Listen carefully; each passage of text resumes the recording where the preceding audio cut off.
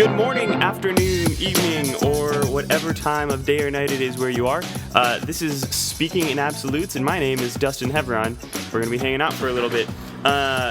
Basically, what I need you to know, a couple of things just to get started, is we are on my balcony here in lovely Studio City, Los Angeles. It's kind of north central LA, and which means you can see many beautiful things, but it also means you can hear many less beautiful things. You can't cue a truck noise that good.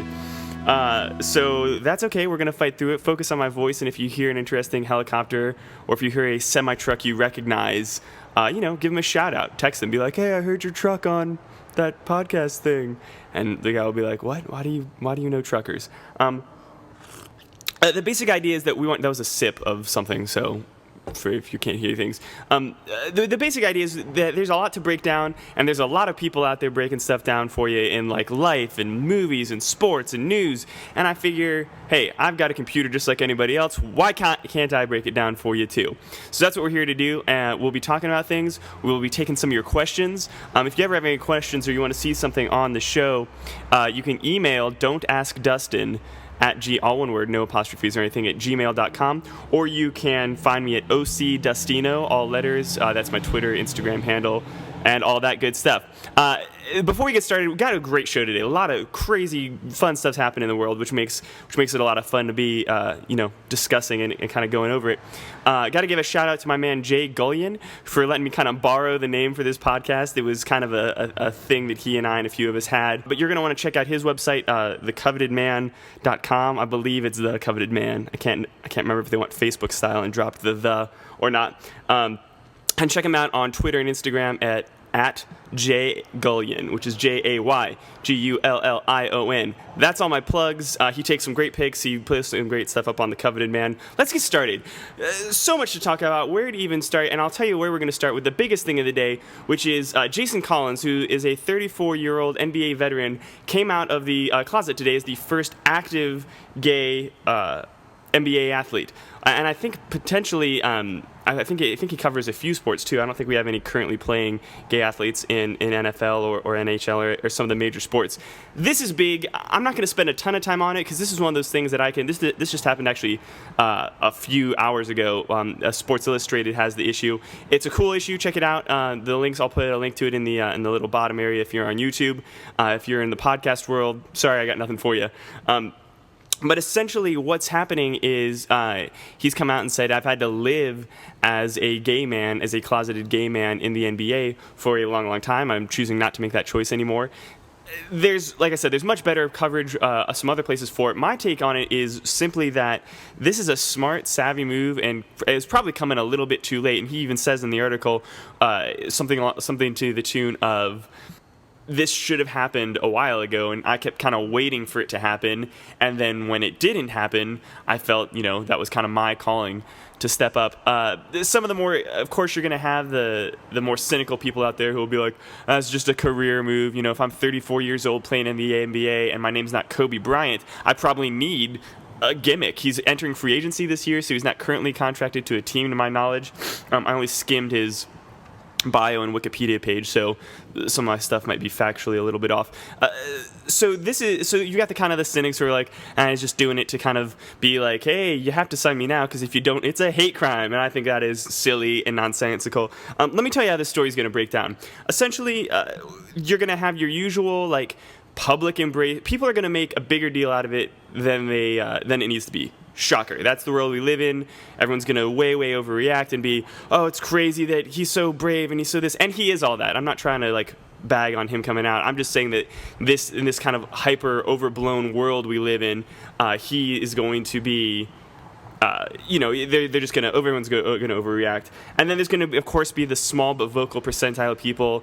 I think Mike Wallace already said something like super homophobic and not accepting. There's all these people who are already going to, they're going to be in the minority, but because it's an up in arms, culture, and we like to feel good about ourselves, even though that this very small percentage of people are going to say some homophobic and some derogatory stuff, they're going to get a lot of the spotlight. They're going to be like, oh, I can't believe you're so not accepting, even though, California just denied the ban or just passed the ban on gay marriage 4 years ago. It's still not legal, so they're gonna use these like small percentage of really outspoken hate-filled people to justify their own, like, well, I'm not as hate-filled as that guy, so doesn't that count for something? And the answer is no.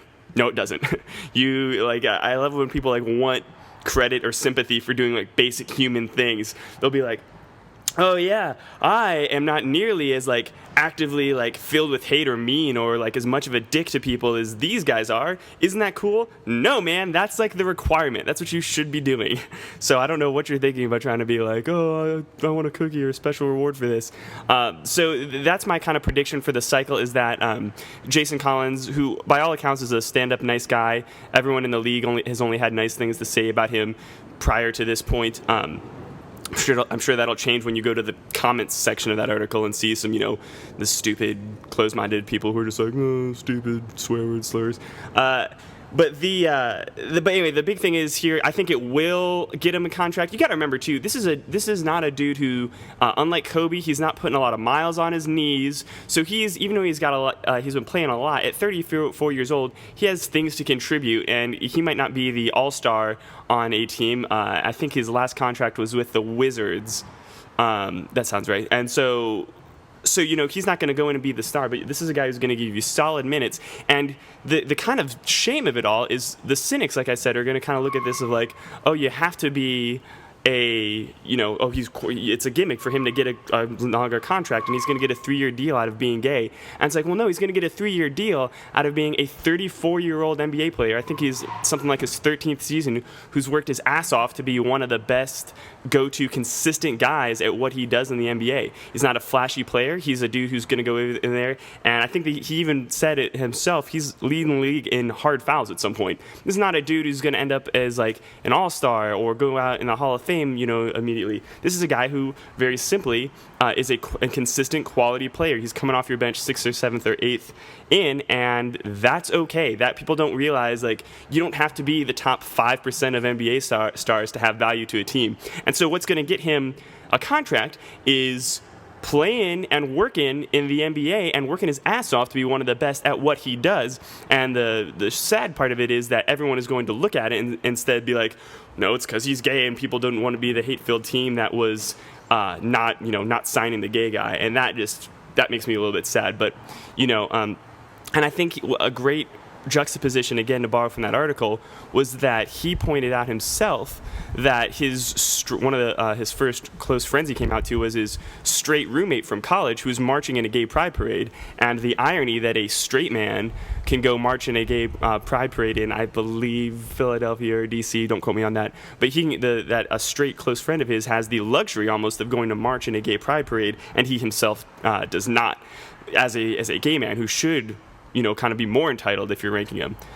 So it's cool. We're all gonna watch that journey closely. Like I said, this has it's recent, it's new in the cycle, but to me this like reeks of this thing is gonna just chew up the media cycle. I guarantee that everyone will be hearing this in the kind of like viral faux news realm in the next 24 to 48 hours. It's going to get blown out, and there will be some, like I said, there will be some really loud, outspoken. I think you'll be surprised. There's going to be a couple you'll expect. And in terms of people who are going to be really anti-Jason Collins and kind of hate-filled, and there's going to be a couple big surprise ones where it's going to be like, oh, you're kidding me, that guy's a huge homophobe, like I never would have guessed. And like all things, it will pass, and in the long run, in 5 years, or probably fewer, we're going to look back on this and be like, yeah, what was the big deal? Of course, pro athletes are gay, and of course they should be allowed to come out while they're still playing, not into their 40s and 50s. And the ridiculous take on this, and then I want to move on to some other cool stuff that's going on. The ridiculous take on this, too, is you could, and I don't want this to sound too terrible or like condoning bad things, but like, you've pictured the generic pro athlete, whatever that looks like to you. At least somewhere in that kind of like vibe of what your pro athlete looks like, part of you, when you associate it, is like a guy who's like maybe a pro athlete, like a jock type, a sports type, to like get girls or to kind of like, hook up with girls and stuff. And the irony is a guy like Jason Collins can't do that because what's he going to do? Use pro sports to get guys or meet dudes? Like, it doesn't really work like that. We would like, if he were to ever say something like that, which I'm sure he wouldn't, but like people, because it sounds like he's looking for like a real relationship, people would come down on him and just bash the hell out of him. Look at this like sexual deviant, this terrible, horrible monster of a person he is, and they would just rip him apart. And I can think like recent history. I'm talking about guys like Matt Leinart and other dudes here who are like, yeah, I'm a pro quarterback in the NFL, and I'm using it to end up in a hot tub with a bunch of hot girls at a sorority party, and we're like, well, yeah. It's Matt Leinart. What'd you expect? Like, and it's just okay, and we just kind of roll with it. And then there's this huge where if someone like Jason Collins or another out and pro athlete said that, there would just be this huge backlash and uproar. And he's like, it's just such a crazy double standard that I can't even stand it. Got to move on to movies. I just want to touch on Oblivion real quick, which I saw over the weekend. I'm probably a couple weeks late on seeing that. It was good. I liked it. The timing for Tom Cruise's People is always interesting to me, because here you got a movie, Oblivion, where it's similar, kind of not in premise necessarily, but similar in structure and type to that Jack Reacher movie that came out not that long ago. In fact, the guy's name in Oblivion, and this isn't a spoiler or anything, so don't freak out, but his name is Jack Harper. So like down to even the character names, Jack Reacher and Jack Harper are like pretty close lining up there. And it is the kind of thing where you're like, if you're Tom Cruise's People, don't you want to at least like give yourself like 10, 12 month pad or something like that. But anyway, I saw Oblivion. It was good. I'll try to, for this one, I'm not going to give any spoilers since it just came out a couple weeks ago. I felt like it borrowed some kind of major plot elements from other movies, and I thought that was the one thing that kept it from being great versus just a good movie. But I was watching, what was on last night? I think Top Gun, I want to say, was on, it was like the 3 a.m. repeat. I think TBS, like every night at 3 a.m., they're like, well, better throw Top Gun on since no one else cares or is watching. And it dawns on me, Top Gun was made, and I can't look it up, so I'm going to mess this up now, but Top Gun was made in, the 80s. I think, I want to say 88, 89, don't fillet me for that. But, decades ago. Like, this was not a recent movie. And so you're talking about a guy like Tom Cruise who has made a career, and I'm not talking about like a little C career. I mean, he's made a career out of being one of the best of playing this exact same character for the better part of 30 years. So you're talking about like the character arc, and the things he's done in Top Gun. The beats aren't that different from Oblivion, from Jack Reacher, from stuff he's putting out now. And you know what? Crazy Scientology stuff aside, in his personal life, I'm sure he's a nutty dude to actually hang out with. He's getting it done in the movie world. I think Oblivion won the box office its first 2 weeks it came out. And, a dude who's pushing 50 and can still do that, props to you. You can hate on him all you want, but that's just impressive. And of course, there's this big, I think we're like 2 or 3 weeks away from the Fast and Furious 5 or Fast and Furious 6, that's what it is. God, 6. And I was sitting with a buddy watching Oblivion. Shout out to my buddy Cove. And, we're watching the trailer because, the Fast and Furious 6, they're just putting that, marketing for stuff everywhere. Like, they want you to, see that movie's price so they can go make a 7th and an 8th and we can all slit our wrists together.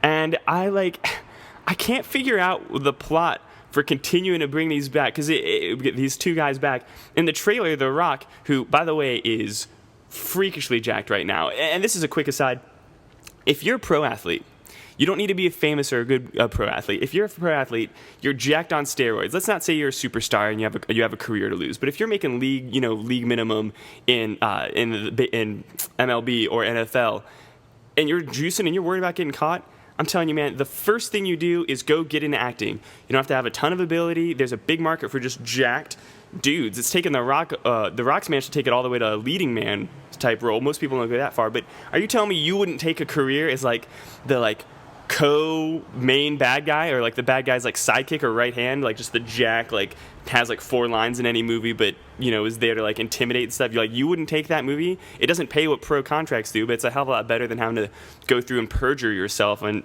say, no, I didn't take steroids, and then like 6 months later they find out, no, I did take steroids.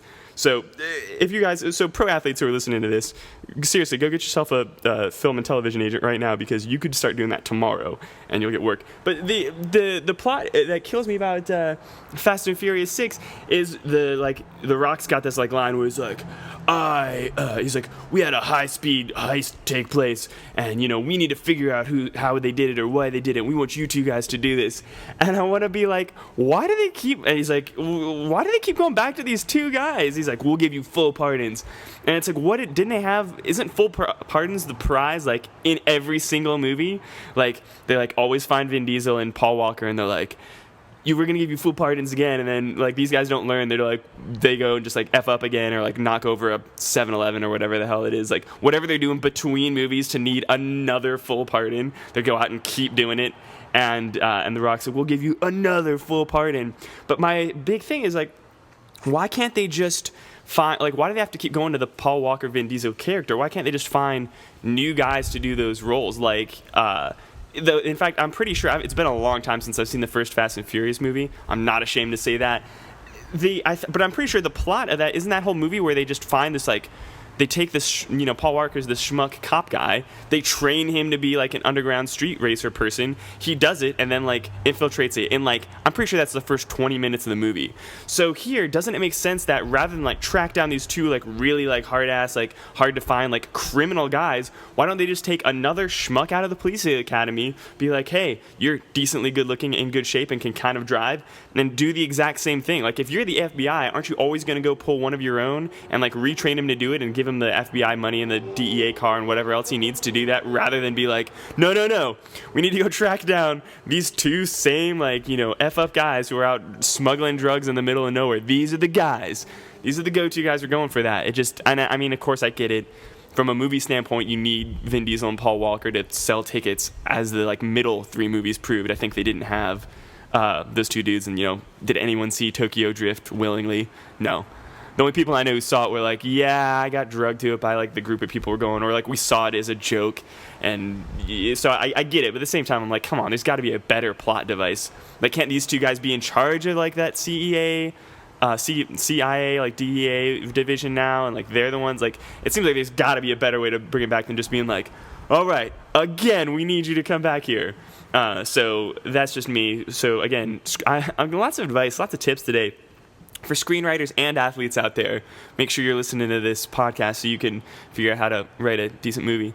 The Facebook targeted ads are getting out of control because I have a decent amount of information. Anyone who knows me knows I'm pretty socially active on the social media stuff. So, I'm posting on Facebook, and you can find me on Twitter at ocdustino. But the Facebook targeted ads are just getting out of control. And I saw one the other day for it says a dating site called Geek to Geek. So it's Geek, the number 2 Geek, which is like the stupidest like title for a dating site. But like, and so there's this little thing, and it caught my eye because one, I'd love to know what like algorithm I find in what Facebook algorithm is finding the thing that's like, this guy would be perfect for Geek to Geek, and find that, and I would like to shut it down. But like the idea is that it's a targeted dating site for geeks to meet, ostensibly other geeks. And I want to be like, well, the problem with like any of those stylized websites is not that like geeks don't have a problem, because that implies that like if you're a geek, you don't have a like circle of geeks or like another place to go meet geeks like that. And like that's simply not the case. Like if you're a geek, you're into geeky things, whatever that means to you. Like I can guarantee you are in a circle of other geeks, whether it's like you're like the IT guy, you have your other IT dudes, whether like you're a huge comic book nerd, like whatever it is that you're geeky about, like I guarantee you're doing that thing and you're meeting other guys and girls like that. So the idea of a stylized, like specific dating site for you to just meet other geeks, it's like, no, that's not the problem, man. The problem is the fact that you're like still unable to capitalize on that kind of thing. So you're relying on the dating website to do the exact same thing that you're already doing in your everyday life, and it's not working for you. So that's the kind of thing that says to me, it's probably not going to be real successful. I don't picture a geek person being like, I'm not comfortable in like the comic book store where I meet geeky guys and girls already. I'm going to be even more comfortable on this website. And don't get me wrong, I understand the idea of geeks is you are probably by definition more comfortable on a website for that kind of thing. But the idea that it's like, that's the one piece I'm missing, is like, oh, I just need to get other geeks, the people I know in my D&D circle, or the people I see at Comic-Con, or the people at these other cosplay events and things. Like, that's not enough geeks for me. I need to go find more geeks. That's the problem. It's like, no, man, the problem is because you don't know what to say. You don't know how to close that deal in real life. So the whole thing just kind of reeks as a a little bit desperate, which I have no problem with. I turned 29 and a half a couple of weeks ago, and I'm right there. I feel you, geeks, on the dating desperation thing. But come on, man, you gotta have a better way to do that. So I'm watching. I try to avoid as much of the kind of like pop culture, TMZ, that sort of world as I can. But I can't avoid this new Ryan Lochte show everyone's talking about. And for those of you, like the 5 of you who don't know that is, it's Ryan Lochte is just this, he's a swimmer for the U.S. Olympic team, just jacked, good-looking dude, like, of course, like, ripped body, like, negative body fat percent, like, he has, like, parts of his body, like, he doesn't have any body fat, he's just losing it, and he's got his own reality show, which I believe is called What Would Ryan Lochte Do? I'm sure there's a bracelet involved with that or something, and people are giving him so much crap, and I don't know why. Like the media outlets are like, I saw this clip of news anchors who were interviewing him. So you've got Ryan Lochte, via satellite. You've got the 2 news anchors at the desk. They're interviewing him, and they're like, "Oh yeah, how's the show?" And then they cut away, and then they just start like ripping him on air. And by the way, this is not like the like elite like Barbara Walters or like huge awesome people. This is like Good Day Milwaukee or something, where it's like, come on, dudes, you're gonna call out a guy who's like already done a lot more with his life than you're going to, and they're like, I can't believe he said the instead of the or whatever they were giving him crap for. He's so not smart, and they're like ripping, and everyone's just kind of tearing this dude's show apart. Now, understand this: I do not like reality television. I don't really respect it as an art form. From a business savvy side, I get it. They're cheap to make. Networks will make them probably forever because it's the Pandora's box of like, wow, really cheap, and a bunch of like people desperate to be famous who we don't really have to pay to be here. Like, and it makes us millions of dollars even if only 4 people watch it. I get it, and you're gonna get your, you're gonna have your Gator Boys and your, I don't even want to list them, Junk Wars and Hoarders and Cake Sergeant or whatever else is out there. You're gonna have those forever and ever, and that's just the new sad world we live in. But so while I don't respect the genre, I don't understand why people are giving Ryan Lochte crap, because you know what? Let me break down some simple math for you. The Summer Olympics happens once every 4 years. You guys know that.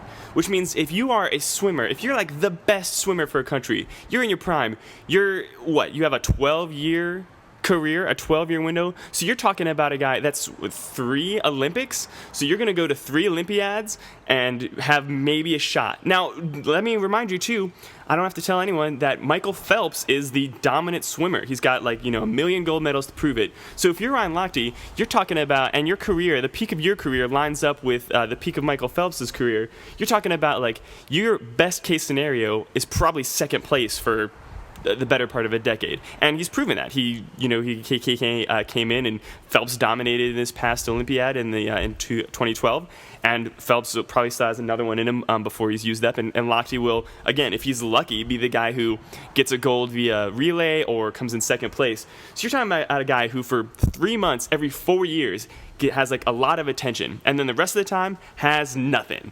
And I mean nothing. Every Olympiad we have like between 1 and 5 kind of quote-unquote breakout stars who we like, oh yeah, I kind of remember, Peekaboo Street or Lindsey Vonn or Phelps or Michaela Maroney, or there's like a small half dozen who, and again, these are not people who are like, we're not throwing money at them and like giving them careers in between. These are people who are literally just like, oh yeah, I like if you say that name, I recognize it without having to Google it. And so you're talking about a guy who's probably not even in that tier because he's coming in second. He's not even winning.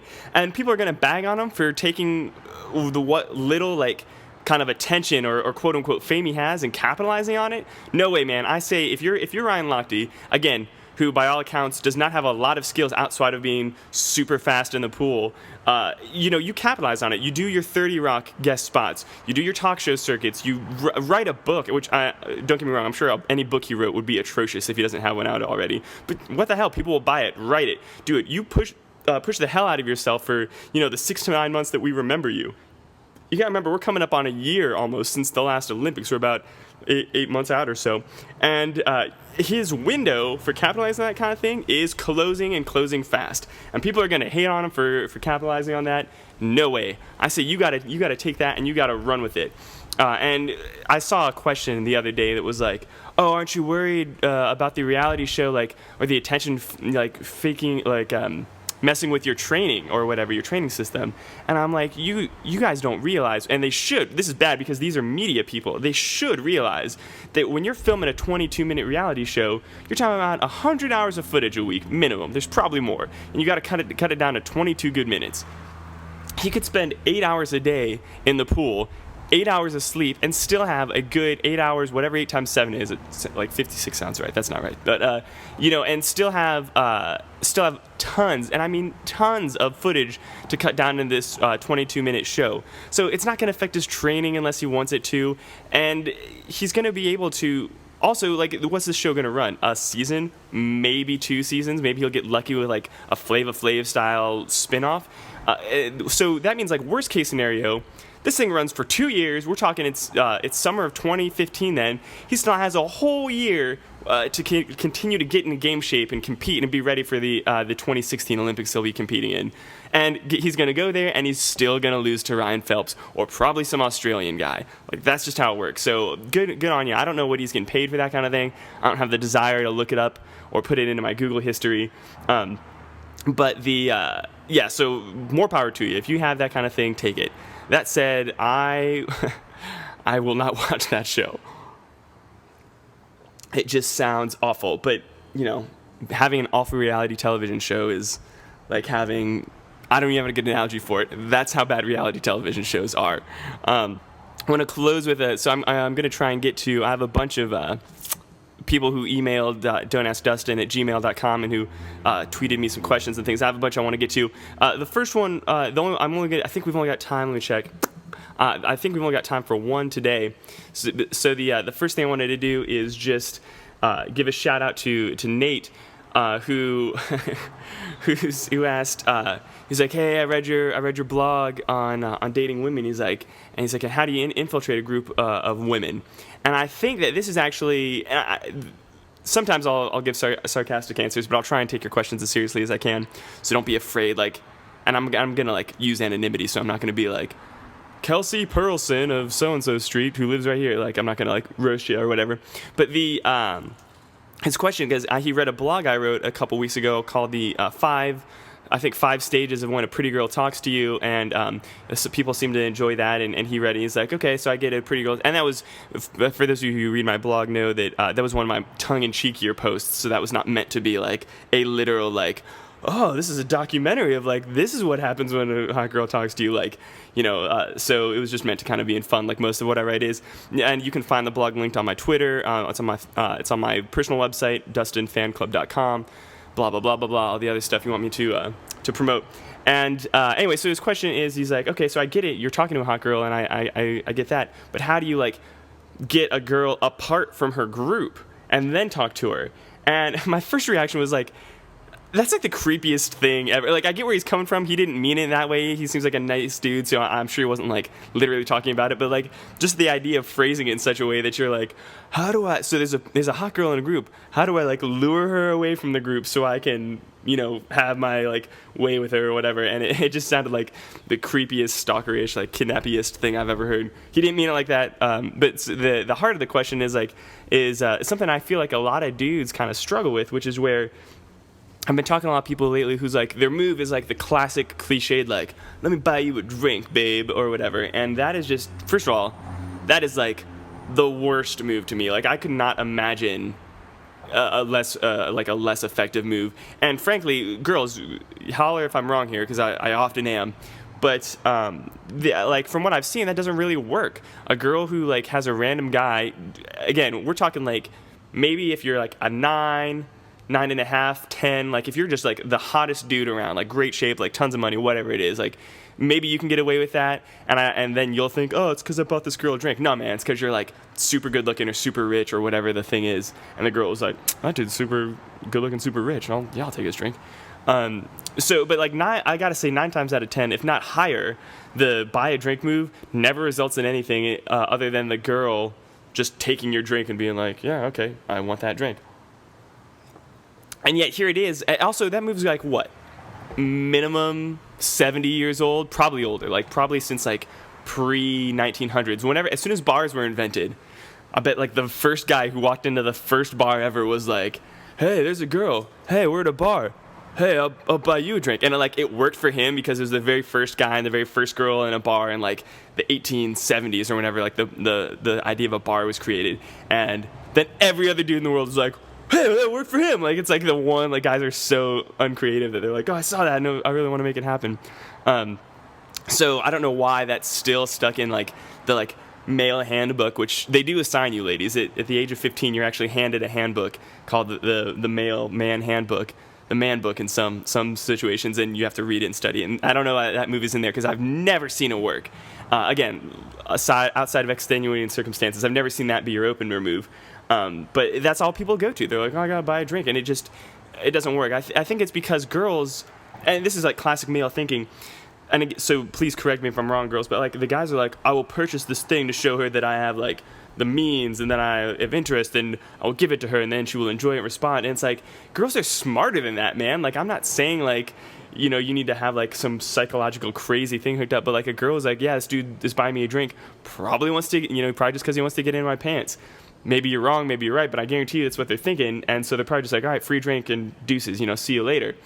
And then the guy's like, why didn't it work? It's like, women are not just like things that consume alcohol and then want to date or hook up with you. You know, they have like, this is a spoiler alert. So guys, stop listening now if you want to keep your thoughts, and if you don't want your world shaken. This could be like the day you found out Santa Claus wasn't real. This could be a huge spoiler. But guys, girls are smart in that. Girls are not just things that consume alcohol and then want to sleep with you. They have like personalities and interests and things. And guess what? They're different from person to person, even the hot ones. And you're like, what? But Dustin, this hot girl, I'm sure she's supposed to make out with me if I give her this drink. It's like, no, man, you have to find a way to interact with and talk with her. And I don't say that as like a dating expert, as like an expert with like girls or people. It's like just like casual, common sense life observations. Like you shouldn't have to be like Dr. Ruth or like Dr. Oz or another fake doctor of relationships to be like, I bet if I respect her and ask her opinions, she will like that more than just the drink. I'm not saying a drink can't ever be involved. But like get real, you know, and so guys are like, so then when I tell guys that is, they'll come at me with like, well, how am I supposed to, you know all that stuff or get to work, you know, get to find out? And I'm like, well, you have to talk to her, man. Like and like the look on their face is just this, what? Like mind blown. Like I can just see the like caveman neurons and gears like turning to jelly and like cranking to a halt, like. What do you mean, talk to her? Do you mean like tell her she's pretty and that I want to make out with her? No, man, I mean like a real conversation. It's not going to be easy, but you're going to have to do it. And so that all gets back to this point of like, how do you get a girl away from a group? And what guys are, again, this is an antiquated thing, is you don't have to, if you're at a bar, and you like a girl, you don't have to get her away from the group to like her and interact with her. The only thing is, it's like, cause think about it, guys have this like stigma. They're like, oh no, I'm super intimidated by groups of girls. They'll think I'm creepy and weird walking up. No, man, they'll think you're creepy and weird if you're eyeballing a girl. You wait till she's walking to the bathroom by herself, or that's never gonna happen. Girls don't go to the bathroom by themselves. Or she's walking to the bar or whatever, and then you wait and you like swoop in and talk to her. That's gonna set up every red flag every girl or group of girls has. So what guys need to realize is that girls are not intimidated by a guy or a couple guys walking up to their group. They're intimidated by a dude who's stalking them essentially when they're by themselves. And so another thing people don't realize is like any conversation you can have with a girl, you can have with a group of girls. And then what happens is it's a safer environment for the girl, which is important, especially as much as like people's questions people's motives get questioned and things like that, and there's all these like terrible stories of like sexual assault and things like that. Girls are defensive, and they should be. Like there's not a thing wrong with that. Guys are like, oh, girls are so defensive and dicky. Yeah, man, that's why 9 times out of 10 you shouldn't just be hitting on strangers at a bar anyway. Pick a girl or someone you have something in common with. But if you're at a bar or a group event and you have to go talk to this hot girl, which I applaud. romantic comedies have to be based on something. So one out of every 20 dudes has got to be the guy who's like, yeah, I'll just go up and talk to him. But yeah, just strike up a conversation with them. If they shut you down, guess what? They were going to shut you down anyway. They're not just shutting you down because you're talking to them as a group. A lot of girls are, and how many stand-up comedians have you heard do this bit where it's like, girls go out to be with other girls, guys go out to be with girls, and girls also go out to be with girls. So then they're surprised when it's like, what? What do you mean they just don't want to talk to me? They just don't. It's not their thing. And so anyway, my advice to him and my advice to guys when they ask this is just talk to the group. It's going to feel awkward. You're probably not going to be very good at it at first. And that's okay, because if you get shut down, what's the worst that can happen? These girls that you already didn't know are going to think someone they don't know and will never see again is a little weird. And you know what? They're probably not wrong. You probably are a little weird. It's okay. Just go with it. So learn to talk to the group, and then if you feel like you really have a connection with the girl you came over to talk to, get her number or an email or Facebook or something. Don't get her email. That sounds terrible. And it sounds like you're at like a networking event. Hey, this is really great. Can I get your email? I'm trying to think. I can't think of the story. Man, I wish I could. I'm certain that I got a girl's. It wasn't at a bar, but I'm certain that I got a girl's email once as a way to like hit on her, because I hate giving out my phone number. I don't like getting girls' phone numbers. Most of the time is like the initial way to get them. I'd rather like have some like fence, because the problem is like I have my phone on me. Like my phone, God, this is sad, but people love it. My phone is like me in a lot of ways. So because I've always got on my person, it's always right there. If I'm not responding to you, it's just because I'm busy or because I'm in a bad signal. But I've always got my phone, and so I'm like, well, I don't want to have any just like randomly attractive girl have access to that. I need to have that buffer of like social media, or like the ability to like ignore, decline, or something like that, or check somebody out. So that's this week's dating advice corner. Guys, don't be creepy. If you talk to a girl, polite and confident, that's all you really got to worry about. The rest will come in time. Or you'll end up alone forever. So either way, hard to, your one night out is not going to affect that change. That's about all the time we've got, guys. I want to say thanks for listening. I'm putting these out every week. I haven't picked a day yet, but it's probably going to be Tuesday or Thursday. I'm going to go through my list of plugs really, really quickly. Again, shout out to Jay Goyen for letting me kind of steal/borrow our name. You're listening to the Speaking in Absolutes podcast. My name's Dustin Heveron. You can email me your questions at dontaskdustin@gmail.com, or at ocdustino on Twitter. You can track me down on my website, dustinfanclub.com. The blog is at dustincharles.wordpress.com. Man, I hate this part of all the plugging things. Just Google Dustin Heveron, Heveron, and you'll find all that stuff anyway. Thanks for listening. We'll put these out every week. Let me know what kinds of things, topics you want me to talk about, or questions you want answered, and we will hook it up. Until then, we are Speaking in Absolutes, and I will see you next week, maybe with some guests. All right, take care. Bye-bye.